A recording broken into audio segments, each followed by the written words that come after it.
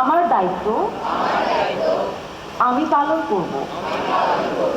প্রথম বর্ষ থেকে যদি ষষ্ঠ বর্ষ পর্যন্ত আসি, নিবন্ধনের দিক থেকে বাংলাদেশের সবচেয়ে বড় টিভি রিয়েলিটি শো যদি বলি, তাহলে এখন ইস্পাহানি মির্জাপুর বাংলাবিদ বাংলাদেশের সবচেয়ে বড় নিবন্ধনের দিক থেকে টিভি রিয়েলিটি শো।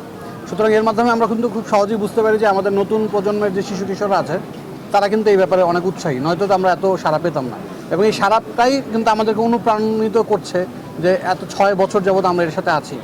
বাংলাদেশের পুরনো ঐতিহ্যবাহী প্রতিষ্ঠানদের মধ্যে ইস্পাহানি অন্যতম।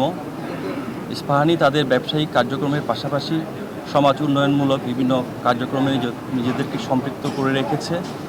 আমাদের সামাজিক দায়বদ্ধতার অংশ হিসেবে শিক্ষা, চিকিৎসা এবং আরও অন্যান্য কর্মকাণ্ডে আমরা নিয়োজিত আছি।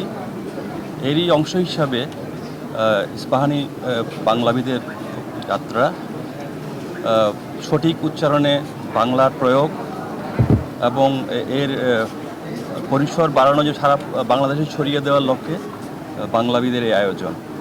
বাংলা আমাদের মাতৃভাষা, কিন্তু বর্তমান আকাশ সংস্কৃতির আগ্রাসনের ফলে আমরা একটা জগা খিচুড়ি ভাষায় কথা বলছি। নতুন প্রজন্মকে শুদ্ধ বাংলায় কথা বলা, সঠিক ব্যাকরণের প্রয়োগ এবং সঠিক বাংলা লেখার অনুপ্রাণিত করার জন্য বাংলাবিদের এই প্রয়াস। আমরা ব্যাপক সাড়া পাচ্ছি। এ পর্যন্ত 25,000 তাদের রেজিস্ট্রেশন সম্পন্ন করেছে আজকে চট্টগ্রাম পর্বে। আমরা আজকে চট্টগ্রাম পর্বের বাছাইকৃত 7 জনকে আমরা পরবর্তী রাউন্ডে নিয়ে যাব। আমি সবাইকে অভিবাদন জানাচ্ছি আজকে এই প্রতিযোগিতায় অংশগ্রহণ করার জন্য সমস্ত প্রতিযোগীদের। আমরা আশা করছি সাফল্যজনকভাবে এই প্রতিযোগিতা শেষ হবে চট্টগ্রাম পর্বের।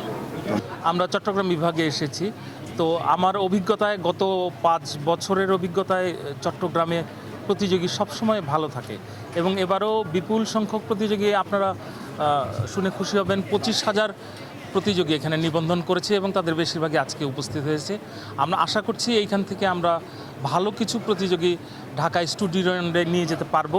আমাদের স্টুডিও রাউন্ড জানুয়ারি মাসের প্রথম সপ্তাহে শুরু হবে এবং আশা করছি টেলিভিশনের পর্দায় জানুয়ারি মাস থেকে আপনারা এই অনুষ্ঠানটি দেখতে পাবেন।